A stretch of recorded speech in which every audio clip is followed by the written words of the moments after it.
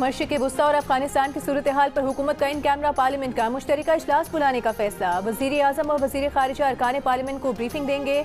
आज वज़ीर आज़म हाउस में पार्लिमानी लीडर्स और सियासी जमातों के सरबराहान को सिक्योरिटी सूरत हाल पर इन कैमरा ब्रीफिंग दी गई। बताया गया कि ईरान और खलीजी ममालिक के दरमियान कशीदगी में कमी पाकिस्तान की अवलीन तरजीह है। PTI और तहरीक तहफ़्फ़ुज़ आइन ने इजलास में शिरकत नहीं की।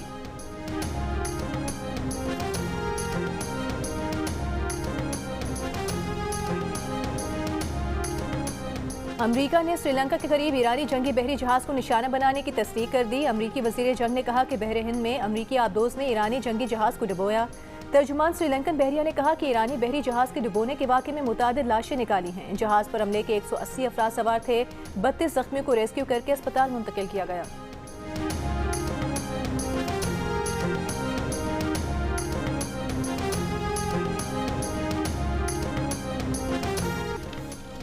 इसराइली फौज ने तेहरान पर हमलों की नई लहर शुरू कर दी। तेहरान में ईरानी लड़ाका तैयारे को मार गिराने का दावा। इस्फहान में ईरानी बैलिस्टिक मिसाइल तंसीब को निशाना बनाया। ईरान की आबदोज समेत मुतादिद बहरी जहाज तबाह करने के दावे। 5 रोज से जारी हमलों में ईरानी शहदा की तादाद 1045 हो गई। उधर आलमी जौहरी तवानाई एजेंसी ने कहा है कि अमरीका और इसराइल के हमलों में ईरान की किसी जौहरी तंसीब को नुकसान नहीं पहुंचा। ईरानी तंसीबात से ताबकारी का खदशा नहीं है।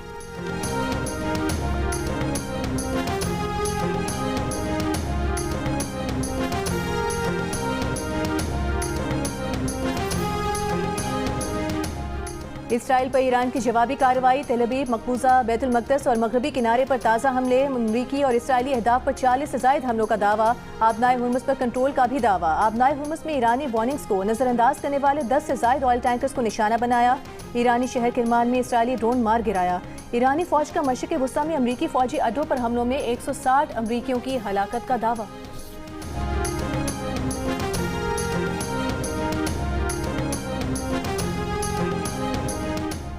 मशरिक़ वुस्ता और अफगानिस्तान की सूरत हाल पर हुकूमत की पार्लियामेंट का मुश्तरका इन कैमरा इजलास बुलाने की तजवीज़।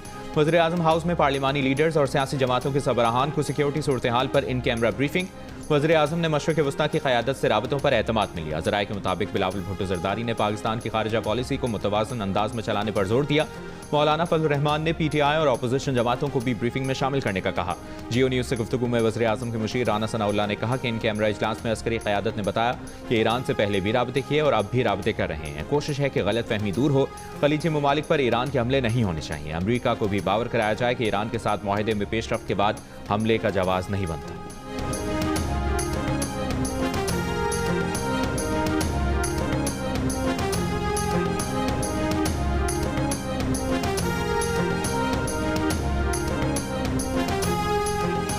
इंस्ट्रक्शन बड़ी क्लियर है हमारे लिए। ईवान के अंदर जो होगा वो भी चकज़ई साहब ने करना है और ईवान के बाद जो उनकी हिदायत होगी। जो प्राइम मिनिस्टर साहब ने कोई ब्रीफिंग बुलाई है उसमें हमारी राय पहले भी यही थी कि ब्रीफिंग मखसूस किस्म की मैंने सोचूं बेहतर ये है कि इन हालात में बहुत खतरनाक हालात हैं सारे खत्े के, पार्लियामेंट को इत्मीनान में लिया जाए, सीनेट में दे दे ब्रीफिंग। इन कैमरा इजलास में ना जाने का फैसला महमूद खान चकजई ने किया या PTI ने? चेयरमैन PTI बैरिस्टर गौहर ने इजलास में शिरकत का फैसला महमूद खान चकजई पर छोड़ा था। कहा था बानी की हिदायत के मुताबिक जो फैसला महमूद खान चकजई करेंगे पार्टी उसी पर चलेगी। महमूद खान चकजई ने राना सनाउल्लाह से मुलाकात के बाद पूरी पार्लियामान को ब्रीफिंग देने का मुतालबा किया। बानी PTI से मुलाकात कराने की शर्त नहीं रखी, लेकिन रात PTI की सियासी कमेटी ने इजलास में शिरकत बानी से मुलाकात कराने से मशरूत कर दी।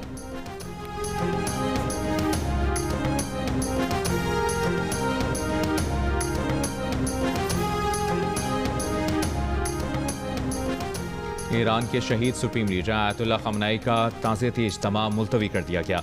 ईरानी अहदेदार के मुताबिक ताख़ीर की वजह इंतज़ामी मसाइल हैं। ताज़ियती इज्तिमा में मुख्तलिफ सूबों के लोगों की जानिब से तक़रीब में शिरकत की दरख्वास्तें भी मिली हैं। इससे पहले ताज़ियती इज्तिमा आज रात ईरान के इमाम खुमैनी हॉल में शेड्यूल्ड था, जिसे 3 दिन जारी रखने का प्रोग्राम था। अब नए वक्त का ऐलान बाद में किया जाएगा। दूसरी जानिब इसराइली वज़ीर दिफ़ा ने धमकी दी है कि आयतुल्लाह खमनाई के बाद उनके हर जानशीन को निशाना बनाएंगे। इसके लिए फ़ौज को तैयार रहने की हिदायत कर दी है।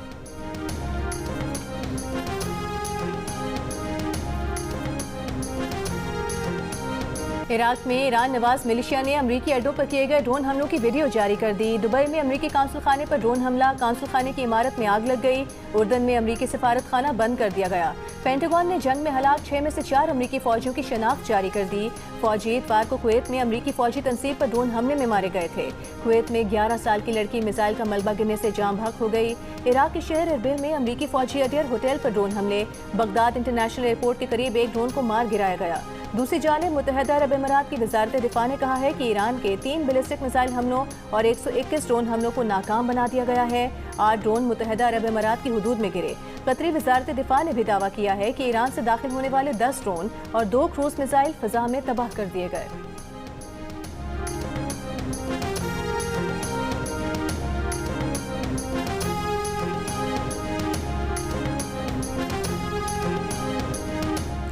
श्रीलंका के करीब ईरानी बहरी जंगी जहाज डूब गया। कई अफराद की लाशें निकाल ली गईं।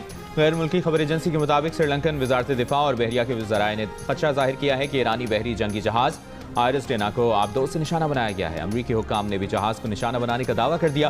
ताहम श्रीलंकन बहरिया के तर्जुमान का कहना है कि इमदादी कार्रवाई के दौरान मुतासरा इलाके में किसी और जहाज की मौजूदगी का मुशाहिदा नहीं किया गया। भारतीय मीडिया के मुताबिक ईरानी बहरी जहाज भारत में मुनक़िदा मशकों में शिरकत के बाद वापस जा रहा था। वाक़े पर भारत के दिफाई और सिक्योरिटी हल्कों ने तशवीश का इजहार किया।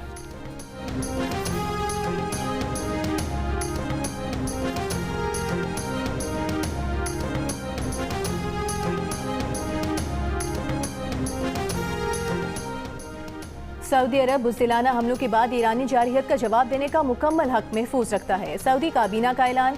वली अहद मोहम्मद बिन सलमान ने वीडियो लिंक के जरिए काबीना इजलास की सदारत की। काबीना ने खित्ते की सूरत हाल और इलाकाई और बैनुल अक़वामी सलामती और इस्तेहकाम पर उसके असरात का जायजा लिया।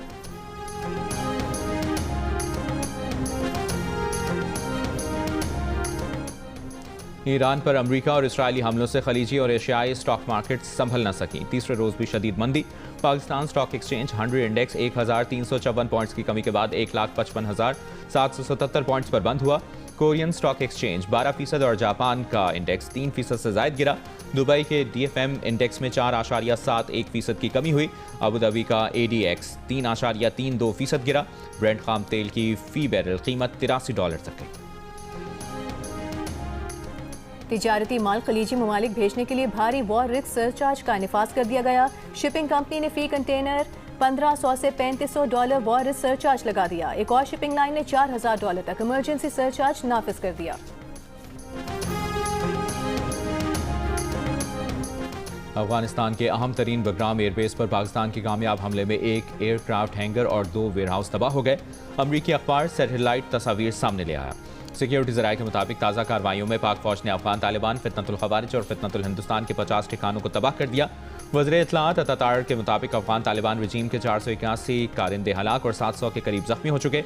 226 चेक पोस्टें तबाह कर दी गईं, जबकि 35 कब्जे में ले ली गईं। अफगान तालिबान रजीम के 198 टैंक, असलहा बरदार गाड़ियाँ और आर्टिलरी गनें तबाह कर दी गईं।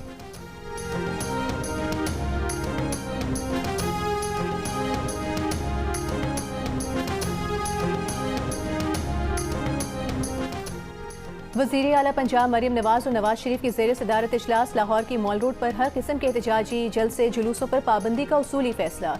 इजलास में शाही किले के तमाम हिस्सों को मुकम्मल तौर पर कदीमी हालत में बहाल करने पर इत्तेफाक। मकबरा जहांगीर को बराह रास्त रोड से मुंसलिक करने के लिए पुल बनाने की मंजूरी। पूरे वॉल सिटी से बिजली और दीगर तारों को हटाने के लिए फौरी इक़दाम का हुक्म दिया गया।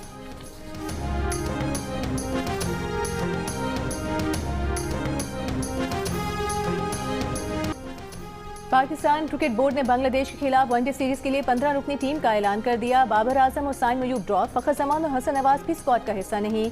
फास्ट बॉलर शाहीन शाह अफरीदी कप्तान बरकरार। नौजवान साद मसूद, शामिल हुसैन, गाजी गौरी और फैसल अकरम टीम में शामिल।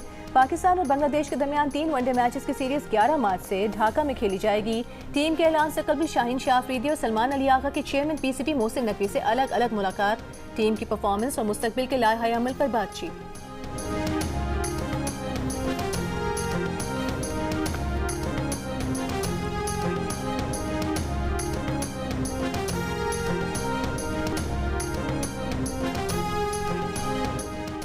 साबिक कप्तान सरफराज अहमद को पाकिस्तान टेस्ट क्रिकेट टीम का हेड कोच बनाने का फैसला। बांग्लादेश के खिलाफ मई में टेस्ट सीरीज से जिम्मेदारियों का आगाज करेंगे।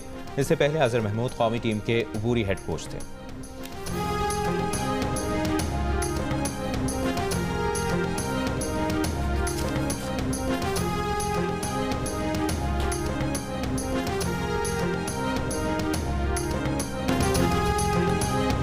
और पाकिस्तान सुपर लीग के 11वें एडिशन का लोगो जारी। इवेंट की तैयारियां तेज होने लगी। पहली बार 8 टीमों के दरमियान होने वाले टूर्नामेंट का इफ्तिताही मैच 26 मार्च को लाहौर कलंदर्स और हैदराबाद किंग्स के दरमियान लाहौर में खेला जाएगा।